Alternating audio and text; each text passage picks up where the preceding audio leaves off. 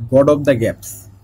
God of the gaps ভ্রান্তি হলো একটা যুক্তিগত ভ্রান্তি, যেখানে মানুষ বিজ্ঞানের অজানা বা অজানা কোনো প্রাকৃতিক ঘটনার জায়গায় সরাসরি ঈশ্বরের ব্যাখ্যা বসিয়ে দেয়। যখনই আমরা কিছু বুঝি না, তখনই বলা হয় এটা তো ঈশ্বর করেছেন, কিন্তু এটা তো আসলে যুক্তিগত প্রমাণ না, বরং অজানার ফাঁক পূরণ করার জন্য ঈশ্বরকে ব্যবহার করা। উদাহরণস্বরূপ বলা যেতে পারে, আগে মানুষ বুঝতে পারতো না বজ্রপাত কিভাবে হয়। তারা ভাবতো এটা তো ঈশ্বর অথবা থর অথবা ইন্দ্রের কাজ, কিন্তু পরে বিজ্ঞান দেখালো যে বজ্রপাত হয় বায়ুমণ্ডলের বৈদ্যুতিক চার্জের কারণে। অর্থাৎ একসময় যে জায়গায় ঈশ্বরকে বা ঈশ্বরের কাজ বলা হতো, পরে বিজ্ঞানের মাধ্যমে তার প্রাকৃতিক কারণ পাওয়া গেল। এতে যে সমস্যাগুলো তৈরি হয় বা গড অফ দ্য গ্যাপস ফিলসফিতে যে সমস্যাগুলো তৈরি হয়, তা হলো অনুসন্ধান থেমে যায়, মানুষের অজ্ঞতা বাড়ে। তবে মনে রাখা জরুরি যে গড অফ দ্য গ্যাপস ভ্রান্তি মানে এই নয় যে ঈশ্বরে বিশ্বাস করা ভুল।